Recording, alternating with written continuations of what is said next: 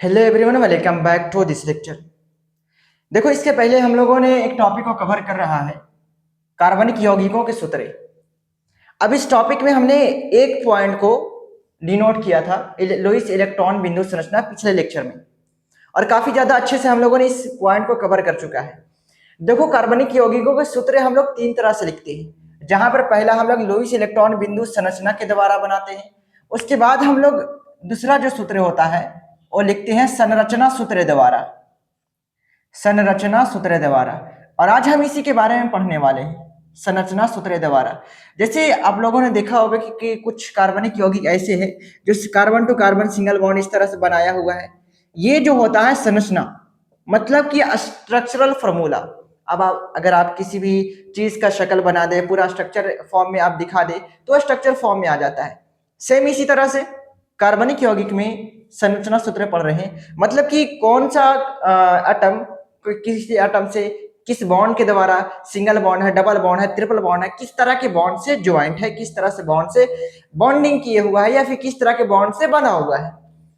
तो अब इसी के साथ हम लोग आगे बढ़ते हैं।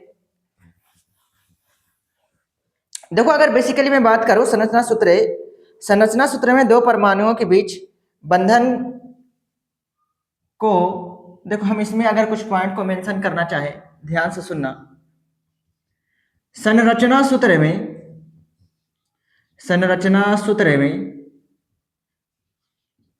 दो परमाणुओं संरचना सूत्र में दो परमाणुओं के बीच, देखो संरचना सूत्र में दो परमाणुओं के बीच के बंधन इलेक्ट्रॉन को बंधन इलेक्ट्रॉन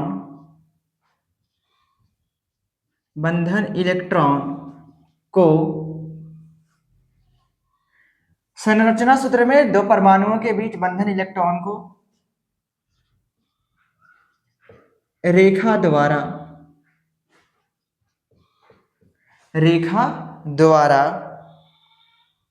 दर्शाया जाता है, रेखा द्वारा दर्शाया जाता है। अब देखो, यहां पर रेखा जो हो सकता है, मैंने पिछले क्लास में बताया था, रेखा जो है सिंगल भी हो सकता है, रेखा जो है डबल भी हो सकता है, रेखा जो है और ट्रिपल भी हो सकता है।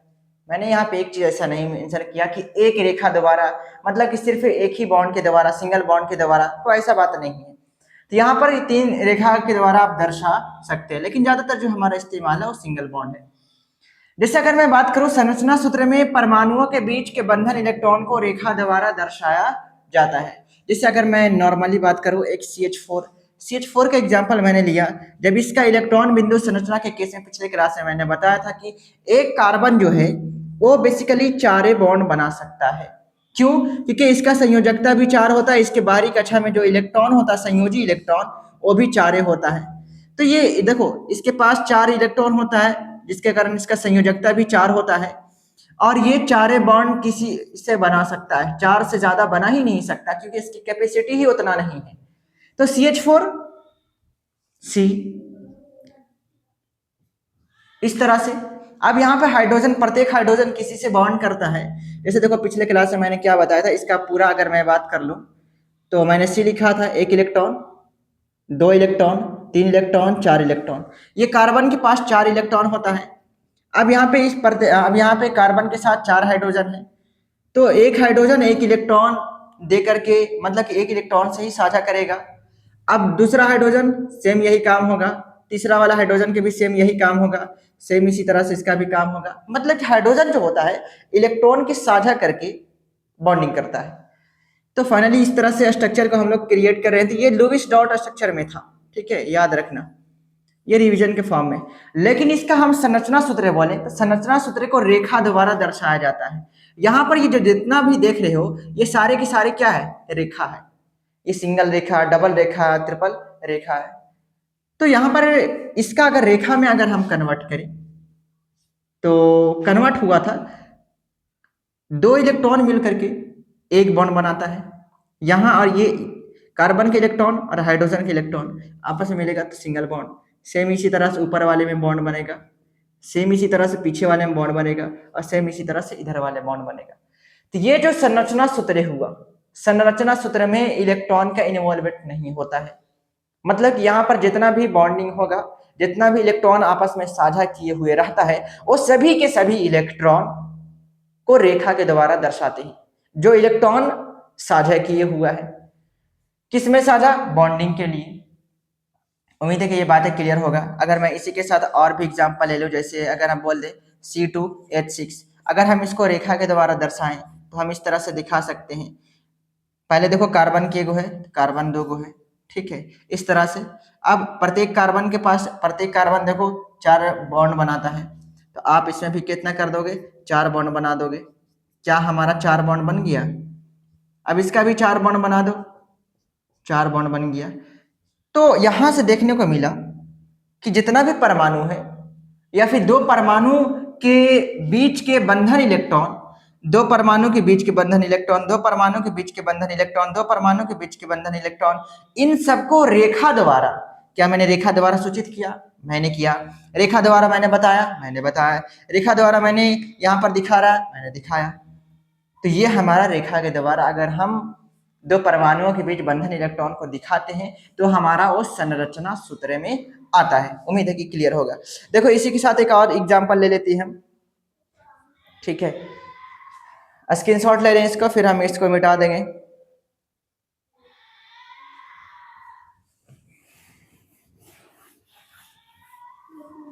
देखो अगला एग्जांपल की ओर बढ़ते हैं। अगर हम यहाँ पर लिख ले अगला, अगर हम बोले कि C3H6 है, चलो H8 है, इसको अगर हम दिखाना चाहें, जैसे देखो कार्बन के गो है, कार्बन हमारा जो है वो 3 गो मैंने दिखा दिया।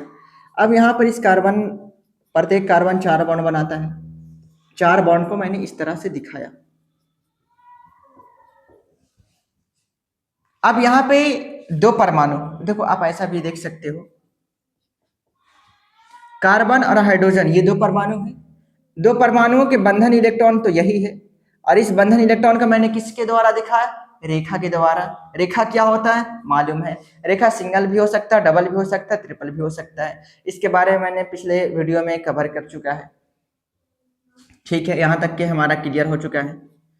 तो इसी तरह से आगे भी करते हैं। अगर कोई बोलेगा कि आपने सारे के सारे सिंगल बॉन्ड दिखाया है, क्या कुछ डबल बॉन्ड भी दिखा सकते हैं? हाँ देखो, अगर C2 यहाँ पर हमारा H4 रहे तो ध्यान से सुनना, तो डबल बॉन्ड वाला के केस में एक कम से कम डबल बॉन्ड होनी चाहिए। तो पहले देखो कार्बन का 2 बॉन्ड कंप्लीट है, तो अभी कितनी जरूरत है?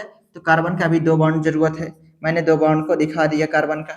अब देखो, अब यहाँ पे सवाल होता है बॉन्डिंग कौन करेगा? तो हाइड्रोजन करेगा, क्योंकि एक हाइड्रोजन किसी के साथ भी एक ही बॉन्डिंग करेगा, single bond single bond single bond. क्योंकि कार्बन जो है वो डबल बॉन्ड भी बना सकता है, कार्बन जो है ट्रिपल बॉन्ड भी बना सकता है, कार्बन सिंगल बॉन्ड भी बना सकता है। मतलब कि इसके पास सभी तरह की कैपेसिटी है बनाने का। तो उम्मीद है कि ये वाली बात भी क्लियर होगा। सेम इसी तरह से ट्रिपल बॉन्ड वाला, अगर चलो ट्रिपल बॉन्ड वाला भी किसी का ख्वाहिश है कि ट्रिपल बॉन्ड वाला भी बता दीजिए, तो यहाँ पर देखो कार्बन कार्बन के बीच ट्रिपल बॉन्ड दिखा दो, एक हाइड्रोजन बचा हुआ है। तो ये जो है ये जो होता है, देखो इसको आगे हम पढ़ावेंगे काफी ज्यादा एक्सप्लेनेशन के साथ। अभी तो मैं सिर्फ संरचना सूत्र बता रहा हूँ कि इसमें जो दो परमाणु होगा, दो परमाणु के बीच जो इलेक्ट्रॉन शेयर होगा उसको हम एक बॉन्ड की द्वारा दिखाएंगे। उम्मीद है कितना तक क्लियर होगा। अब देखो यहाँ पर कुछ पॉइंट को आगे हम मेंशन करते हैं संरचना सूत्र में।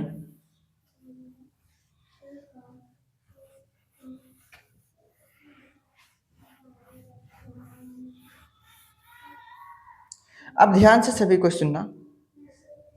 अब सवाल उठते हैं, आपने यहाँ पर सिर्फ कार्बन के लेकर बताया है, क्या और भी हमारा जैसे में 1 से 18 तक तत्व है, क्या 1 से 18 तक तत्व में सिर्फ कार्बन के बारे में पढ़ना है? जैसे देखो कार्बनिक यौगिक जो होता है इसमें बेसिकली कार्बन का ही स्टडी किया जाता है, काफी ज्यादा इन्वॉल्वमेंट कार्बन का ही होता है। ऐसे और भी हम बात कर लेंगे, जैसे आप ध्यान से सुनना, ऑक्सीजन के नाम सुने हो। ऑक्सीजन जो होता है इसकी संयोजकता 2 होती है। ऑक्सीजन की वैलेंसी कितना होता है? 2। आप याद रखना इसकी 2 संयोजकता होती है, याद रखना कितने संयोजकता? 2 संयोजकता। जिसके कारण ऑक्सीजन की जो कैपेसिटी है बॉन्डिंग बनाने का, जैसे देखो कार्बन की अगर संयोजकता की मैं बात करूं, कार्बन अभी पहले मैंने बात कर रहा था, कार्बन और इसका जैसे कार्बन को हम लोग सी से लिखते हैं, कार्बन की जो संयोजकता होती है 4 संयोजकता होती है। कार्बन की कितनी संयोजकता 4, जिसके कारण ये कार्बन जो है 4 बॉन्ड बनाता है।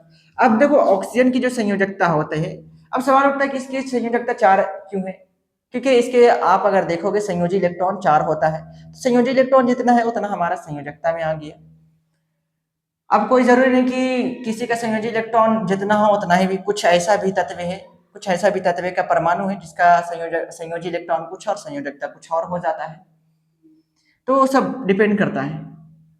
तो ऑक्सीजन का अगर मैं बात करूं, इसका संयोजी इलेक्ट्रॉन बाहरी का सम 6 होता है, ये 2 लेकर का 2 लेता है, जिसके वजह से इसका संयोजकता 2 हो गया। कैसे लेता है, जैसे मैं अगर मैं बात कर लूं ऑक्सीजन, जब इलेक्ट्रॉनिक विन्यास आप करोगे तो 2,6 होता है, मैंने इसे पढ़ा चुका है। और ये जो 6 है ये 8 होना चाहता है, तो जितना लेता है उसका वैलेंसी उतना में कन्वर्ट हो जाता है। अब जैसे मैं यहाँ पर ये लेता है जिसके कारण इसका -2 आता है, लेकिन बॉन्डिंग का इससे ज़्यादा कोई इफेक्टिव नहीं है लेकर के। तो जैसे मैं यहाँ पे ऑक्सीजन जो है 2 बॉन्ड बनाता है, सेम इसी तरह से अगर मैं आ जाता हूँ नाइट्रोजन की ओर, नाइट्रोजन के तो नाम सुने किए होंगे, नाइट्रोजन, नाइट्रोजन जिसका संकेत N होता है और इसके पास 3 संयोजकता होती है। तो याद रखना कि नाइट्रोजन की अगर 3 संयोजकता है तो ये कितना बॉन्ड बनाएगा, तो नाइट्रोजन की 3 संयोजकता है तो 3 बॉन्ड बनाएगा। कैसे बनाएगा, इस तरह से बना लेगा। अब कोई जरूरी नहीं कि तीनों बॉन्ड एक साथ भी हो सकता है, या फिर 2 बॉन्ड एक तरह से, 1 बॉन्ड एक तरह से, ऐसे आप दिखा सकते हो। मैंने सभी को सिंगल रेखा से दिखा रहा हूँ, सिंगल बॉन्डिंग से। अगर इसी के साथ अगर हम एक पॉइंट को और अगर कवर कर लें, चलो, जिसका हम लोग आगे काफी ज्यादा इस्तेमाल करेंगे वो है हाइड्रोजन। देखो हाइड्रोजन में भी बहुत सारे तत्व आ जाता है। हाइड्रोजन को हम लोग ऐसे एक्स से लिखते हैं, हाइड्रोजन का संकेत एक्स होता है, और इस एक्स में फ्लोरीन भी आता है, क्लोरीन भी आता है, ब्रोमीन भी आता है और आयोडीन भी आता है। जैसे देखो हाइड्रोजन वाला जो अगर मैं बात करूं, हाइड्रोजन का जो संयोजकता होता है उसका एक संयोजकता होता है, याद रखना। हाइड्रोजन का संयोजकता कितना होता है, हाइड्रोजन का एक संयोजकता होता है, जिसके वजह से ये किसी के साथ एक बॉन्ड ही बनाएगा, सिंगल बॉन्ड। अब अगर क्लोरीन होगा तो सिंगल बॉन्ड क्लोरीन, अगर फ्लोरीन होगा तो सिंगल बॉन्ड फ्लोरीन, अगर ब्रोमीन होगा तो सिंगल बॉन्ड ब्रोमीन। ऐसे मैंने क्यों बता रहा है, क्योंकि इसमें ये सारे के सारे आ जाता है। अब सवाल बोलेगा कि आयोडीन नहीं, आयोडीन भी है। तो सारे के सारे सिंगल बॉन्ड इस तरह से अरेंज करके अपने आप बनाता है। अब देखो अगर ये सभी को क्लियर है तो आप इसका स्क्रीनशॉट ले लें, इसी के साथ हम आगे बढ़ते हैं।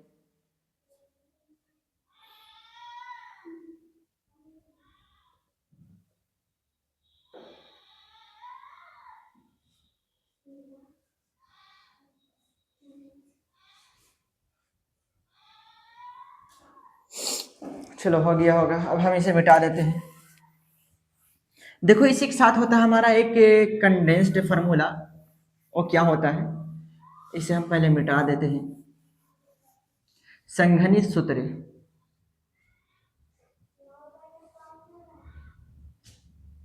देखो नोट वाली नोट में आप लोग याद रखना, एक होता है संघनित सूत्र, संघनित सूत्र।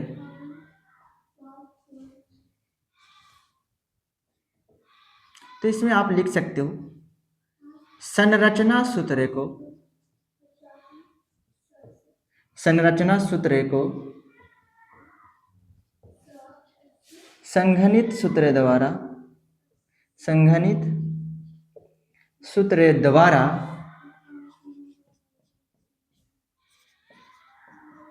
दर्शाया जाता है।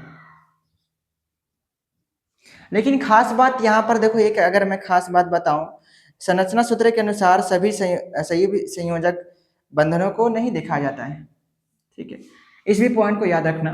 इसका पॉइंट क्या बोलता है कि संघनित सूत्र जो होता है ये संरचना सूत्र को, मतलब कि संरचना सूत्र को संघनित सूत्र द्वारा दर्शाया जाता है। यहाँ पे लिख भी सकते हैं, संघनित सूत्र में, संघनित सूत्र में सभी बंधनों को सभी बंधनों को नहीं दिखाया जाता है। कंडेंस का मतलब होता है कि अगर कोई चीज़ें अगर फैली हुई है तो आप उसे थोड़ा ममोड़ दो। जैसे देखो, अगर मान लिया जाए कि यह हमारा इस तरह से बोर्ड मिटाने वाला है, अगर ये इस तरह से फैला हुआ था, मैं इसे कंडेंस करके थोड़ा इस तरह से कर दिया, कोई ज़्यादा परिवर्तन नहीं आया, बस ये फैला हुआ था, मैंने इसको क्या कर दिया, ममोड़ दिया, इसे कंडेंस्ड कर दिया, इसे फैला हुआ था, इसके जो पर था उसको मैंने मोड़ दिया। ठीक है, तो यहां पर भी बोलता है कि संघनित सूत्र में सभी बंधनों को नहीं दिखाया जाता है। हम इसे थोड़ा देखो आसानी से समझ लेते हैं। संघनित सूत्र, संरचना सूत्र को संघनित सूत्र द्वारा दर्शाया जाता है। जैसे देखो, ये मीथेन था, ये मीथेन का संरचना सूत्र है, याद रखना। ये मीथेन का क्या है तो बोलेंगे हम लोग संरचना सूत्र है। ठीक है, अब इसका संघनित सूत्र कैसे बनाएंगे तो याद रखना है, सिर्फ कार्बन की बॉन्डिंग को रहने देना। तो इसका संघनित सूत्र सिर्फ बनेगा CH4 बस। अब इसी के साथ अगर हम दूसरा एग्जांपल ले ले, ये जो बना है देखो संघनित सूत्र बना है। चलिए आपने एक दिखाया, अगर दो होता तो मैं कैसे दिखाता। जैसे देखो, अगर रहता हमारा C3H6, चलो H7, C3 C3H8 होगा। अब अगर इसको हम पहले संरचना सूत्र बना देते हैं, देखो संरचना सूत्र में अगर हम कन्वर्ट करें इसको तो ये बनेगा इस तरह से, ये संरचना सूत्र हुआ, स्ट्रक्चरल फार्मूला हुआ ये। लेकिन जैसे अगर मैं इसको लिख दूं, ये हुआ संरचना सूत्र। मैंने लिखा कि संरचना सूत्र को संघनित सूत्र द्वारा दर्शाया जाता है, लेकिन संघनित सूत्र में सभी बंधनों को नहीं दिखाया जाता है। देखो बेसिकली इसमें जो हाइड्रोजन की बॉन्डिंग है, हाइड्रोजन जो बॉन्ड बनाए हुए उसको नहीं दिखाना है। तो इसका जो रूप मतलब कि ये जो संरचना सूत्र है संघनित सूत्र में ऐसा दिखेगा। जैसे देखो मैं यहाँ पे पहले लिख दे रहा हूँ संघनित सूत्र। ऐसे बहुत सारे एग्जाम्पल को दिया जा सकता है। ऐसे मैं जब आगे पढ़ाऊंगा, IUPAC नाम हो गया, IUPAC नोमेनक्लेचर, या फिर आगे हाइड्रोकार्बन पढ़ाएंगे, या फिर हम आगे चल के पढ़ेंगे समायवता, तो उसके में भी हम इस सभी पॉइंट को ऑल बेहतरीन से क्लियर कर लेंगे। तो इसमें देखो जितना भी हाइड्रोजन है इन सबको ममोड़ दो। ठीक है, तो जैसे देखो अगर हम इसको ममोड़ दें तो CH3 बन गया, लेकिन इस बॉन्ड को दिखाना सिंगल बॉन्ड। अब उसके बाद C, कितना हाइड्रोजन, 2 हाइड्रोजन, उसके बाद भी याद रखना आगे क्या बन जाएगा CH3। तो यहाँ पर सिर्फ कार्बन कार्बन के बॉन्डिंग दिखा देना। क्या सभी को विजिबल है नीचे में, थोड़ा देख लेना एक बार क्लियर। देखो क्लियरली विजिबल नहीं हुआ संघनित सूत्र। ठीक है, हम इसे को ऊपर में लिखते हैं थोड़ा। जैसे देखो संघनित सूत्र अगर इसको हमें लिखना है तो यहां पर लिखना संघनित सूत्र। तो यहां पर हम कैसे लिख सकते हैं संघनित सूत्र। ठीक है, जैसे देखो ये कार्बन के साथ ये 3 हाइड्रोजन अपना एकदम पर फैलाया हुआ है, तो हम इसे ममोड़ देते हैं। क्लियर। अब इस कार्बन के साथ मतलब कि ये कार्बन अगला बॉन्डिंग है, तो बॉन्डिंग कार्बन कार्बन वाला की बॉन्डिंग दिखा देना है, कार्बन से कार्बन के बंधन को दिखा देना है। अब देखो ये कार्बन के साथ 2 हाइड्रोजन पर फैलाया हुआ अपना, तो बना दो, सिकड़ा दो एकदम, CH2 बन गया। सेम इसी के साथ आगे वाला हाइड्रोजन को भी आपको क्या कर देना है, इसके हाइड्रोजन जो बॉन्डिंग के रूप में दिखाया जा रहा था अब उसको बिना बॉन्डिंग के रूप में दिखाना है। तो ये इसका संघनित सूत्र बन चुका है। ठीक है, उम्मीद है कि यहां तक सभी को क्लियर होगा। आप इसका स्क्रीनशॉट ले लें। ठीक है,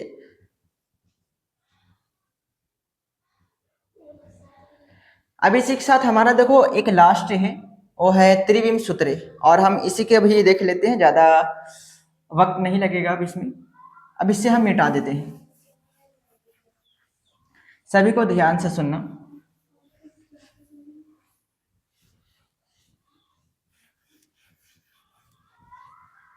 देखो ये दूसरा पॉइंट था, अब हमारा है त्रिविम त्रिविम सूत्र। इसी को अगर मैं इंग्लिश की बात करूं, इंग्लिश में से कहते हैं थ्री डायमेंशनल। ठीक है, त्रिविम को हम लोग कहते हैं थ्री डायमेंशनल, और फार्मूला को थ्री डायमेंशनल फार्मूला आप मेंशन कर सकते हो, थ्री डायमेंशनल फॉर्मूला। तो ये इस तरह से थ्री डायमेंशनल फार्मूला हुआ। ऐसे इसी थ्री को हम लोग तीन भी कहते हैं, और डायमेंशन के लिए डी इस्तेमाल कर लो, और यहाँ पे फार्मूला के लिए फार्मूला। इसको इस तरह से भी लिखा जा सकता है, थ्री डी फार्मूला। बात यहाँ पर ये है, संरचना सूत्र को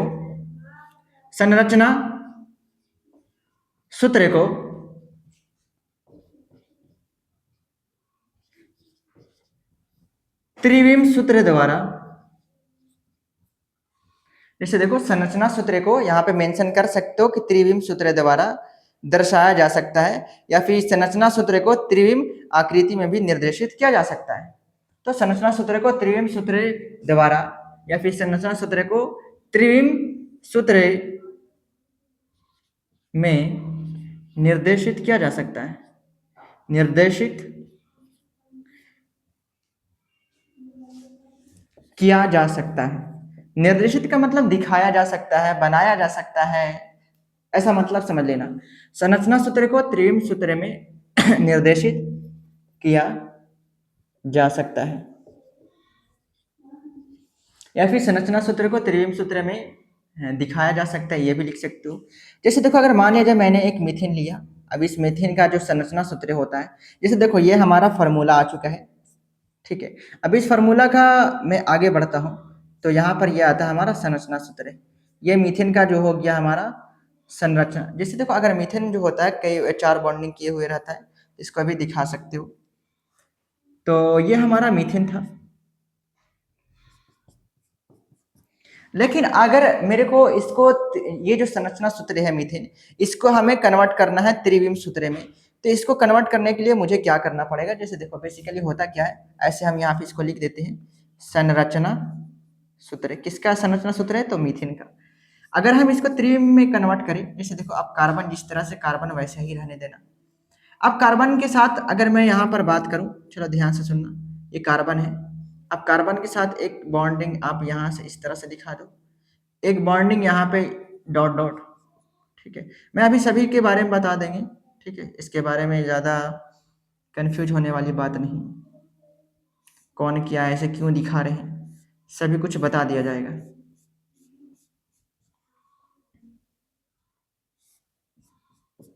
तो ये बेसिकली हमारा क्या है? कार्बन है, ये हाइड्रोजन है, ये भी हाइड्रोजन है, ये भी हाइड्रोजन है, और यहाँ पर भी एक और हाइड्रोजन है। तो ये फुल्ली तरह से हमारा जो बना है थ्री डायमेंशनल फार्मूला। अब सवाल उठता है थ्री डायमेंशन का क्या मतलब? देखो थ्री डायमेंशन बेसिकली इस तरह से होता है कि थ्री डायमेंशन में एक एक्स होता है, और एक वाई होता है, और एक जेड होता है। ठीक है, ये इस तरह से थ्री डायमेंशनल फार्मूला बनता है। अब जैसे हम बात ये है कि जैसे मैं एक पेन की सहायता से बताना चाहूँगा, चलो पेन ले लेते हैं। जैसे देखो ये हमारा एक्स एक्सिस है, और ये हमारा वाई एक्सिस है, और जो जेड एक्सिस है, अब ये नहीं कि सूतल है, ऐसी बात नहीं, ये पीछे हो सकता है या फिर आगे। मतलब कि जो स्ट्रक्चर बनेगा वो इस तरह से बनेगा, देख पा रहे हो? ये जेड एक्सिस है, ये वाई एक्सिस है, सॉरी उल्टा हो गया। चलो ऊपर वाले को मैं मान लेता हूँ, ऊपर वाला जो है वाई एक्सिस है, और ये वाला हमारा एक्स एक्सिस है। तो इस आधार पर देख रहे हो, ये वाई एक्सिस, ये एक्स एक्सिस, और ये पेन जो देख रहे हो जो इधर आ रहा है वो जेड एक्सिस। उम्मीद है कि समझ में आ गया होगा। तो इसका इससे क्या लेना देना है? ये भी एक थ्री डायमेंशनल स्ट्रक्चर है। वो कैसे? जैसे देखो, अगर मान लिया जाए कि मेरे पास एक कॉपी है, यहाँ पे सभी बॉन्डिंग को दिखा रहा हूँ ऐसे यहाँ पे कुछ हम लिख भी देते हैं। ये जो लाइन है ये ठोस रेखा है, ये ठोस रेखा है जो कागज की सतह पर रहता है। उसके बाद ये डॉट डॉट रेखा है, ये डॉट डॉट रेखा कागज की सतह के नीचे रहता है। कैसी रेखा? ये डॉट डॉट रेखा, डॉट रेखा। ऐसे भी कह सकते हैं कि डॉट रेखा है, या फिर इसे को हम लोग कह सकते हैं डॉटेड रेखा है। ठीक है, डॉटेड इस तरह से लिखा जाता है। ठोस रेखा डॉटेड रेखा, और एक जो बना हुआ है जो देख पा रहे होंगे आप लोग,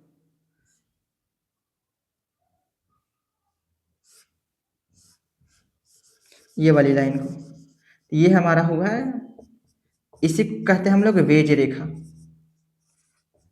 वेज रेखा। अब जैसे मैं, डॉटेड का मतलब ये होता है कि आप किसी को काल्पनिक बना रहे हैं, मतलब कि वो चीज़ हमें रियलिटी में नहीं दिख रहा है। उसका क्या मतलब, जैसे देखो मैं एक चीज़ ले लेता हूँ, ये वाला जो देख रहे हो ना हाइलाइटर है, ये इस हाइलाइटर को मैंने कॉपी पर रख दिया, दिख रहा है सभी को, ये मैंने कॉपी पर रख दिया हाइलाइटर को। अब यहाँ पे ये हाइलाइटर जो है कार्बन की तरह काम कर रहा है, और ये मान लीजिए कॉपी है, पेज है एक तरह का, एक तरह से हमारा क्या बोलता है पेपर है। अब यहाँ पर जो ठोस रेखा होता है वो पेपर की सतह पर होता है। जैसे देखो, पेपर की सतह पर बताना कि ठोस रेखा के गो है, तो एगो और दूगो, मतलब कि ठोस रेखा जो है वो पेपर की सतह पर रहेगा। दिख रहा है, ये कॉपी हमारा पेपर है, हाइलाइटर कार्बन है, इतना क्लियर। ये जो है ठोस रेखा, ये भी ठोस रेखा है। अब दो मसला क्रिएट होता है, एक है हमारा सर वेज रेखा। अब वेज रेखा जो होता है ये पेपर पर नहीं होता, पेपर को ऊपरी सतह पर, देख रहे हो इस तरह से ये ऊपर में है। अब यहाँ पर सर ये तो क्या हो गया हमारा, अगर मैं इस तरह से दिखा, देखो खड़ा नहीं हो रहा ये हमारा जो है कोई दिक्कत वाली बात नहीं, चलो, मतलब कि ये वेज रेखा, वेज रेखा पेपर के ऊपर रहता है, और यहाँ पे देखो एक डॉटेड रेखा, ये काल्पनिक यहाँ पे नीचे आता है, पेपर के नीचे आता है। तो इस तरह से बॉन्डिंग दिख रहा है। चलो एक और मार्कर ले लेते हैं। तो देखो फाइनली हमारा ये इस तरह से क्रिएट हो चुका है। अब देखो कार्बन का कितना बॉन्ड है, दो बॉन्ड, तो ये पेपर की सतह पर, एक बॉन्ड ऊपर जिसे हम वेज रेखा कहते हैं, और एक हमारा नीचे जो डॉट डॉट जो हमें दिख नहीं रहा था। अगर आपको मैं इसको ऐसे दिख कर दूं, दिखेगा नहीं, इसलिए डॉट डॉट के रूप में हमें इसे दिखाना पड़ा, क्योंकि ये पीछे साइड है, नीचे है। उम्मीद है कि इतना क्लियर होगा, ज़्यादा प्रॉब्लम क्रिएट नहीं होगा। तो ये जो होता है, अगर मैं बात करूं, ये जो होता है कागज के सतह पर, कागज के सतह पर ये होता है, और ये जो होता है कागज के ऊपर होता है, और ये कागज के पीछे होता है।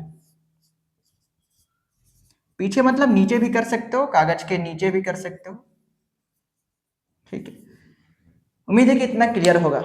हम इसी के साथ नेक्स्ट लेक्चर में मिलते हैं। देखो नेक्स्ट लेक्चर जो है बोर्ड एग्जाम के पॉइंट ऑफ व्यू से कई ज़्यादा सवाल पूछा है उससे, उस क्लास को अटेंड करना बिल्कुल नहीं भूलना। फिर मिलते हैं हम लोग नेक्स्ट लेक्चर में।